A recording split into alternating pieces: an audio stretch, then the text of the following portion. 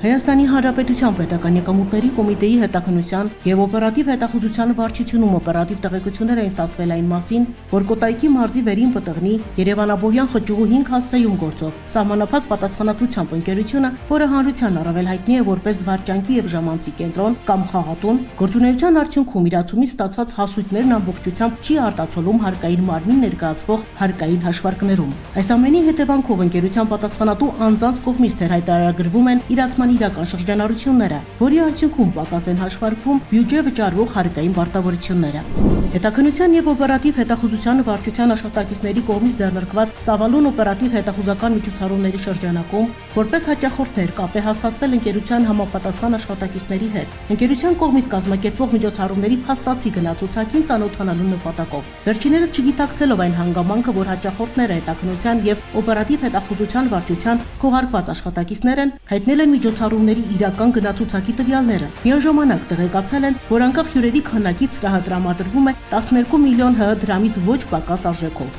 Ճշտվել են նաև հանգստի եւ ժամանցի վայրային տարածքները, որտեղ կարող են արկա լինեն ընկերության իրացման շրջանառության վերաբերյալ թվային եւ փաստաթղթային արժանահավատ տվյալներ։ Վարչության աշխատակիցները ստացված տվյալները մանրամասն վերլուծել են, մշակել են միջոցառումների կատարման հաջորդականությունն ու անցել են բացահայտ գործողությունների։ Իրականացված միջոցառումների շրջանակում համաժամանակյա հետազոտվել են համակարգիչներում արկա ընկերության գործունեության վերաբերյալ տվյալները, ներքին հաշվառման եւ սևագիր փաստաթղթերը։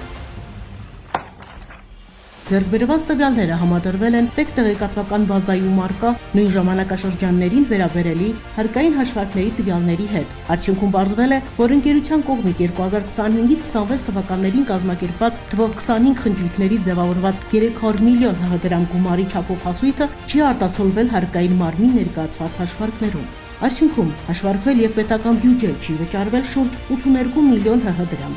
Փաստի առթիվ առերևույթ հանցագործության մասին հաղորդում է ներկայացվել Հայաստանի Հանրապետության քննչական կոմիտեի տնտեսական հանցագործությունների եւ մաքսանենգությունների քննության գլխավոր վարչություն, որտեղ քրեական օրենսգրքի 290-րդ հոդվածի 3-րդ մասի 2-րդ կետով նախաձեռնվել է քրեական վարույթ։ Պետական եկամուտների կոմիտեն հորդորում է տնտեսվարողներին զերծ մնալ նման վարքագծից եւ գործել թափանցիկ, իսկ քաղաքացիներին հորդորում է պահանջել ՀԴՄ կտրոններ կամ օրենսդրությամբ սահմանված այլ վճարային փաստաթղթեր։ Պետական եկամուտների կոմիտեի տեղեկատվության եւ հասարակայնության հետ կապերի բաժին։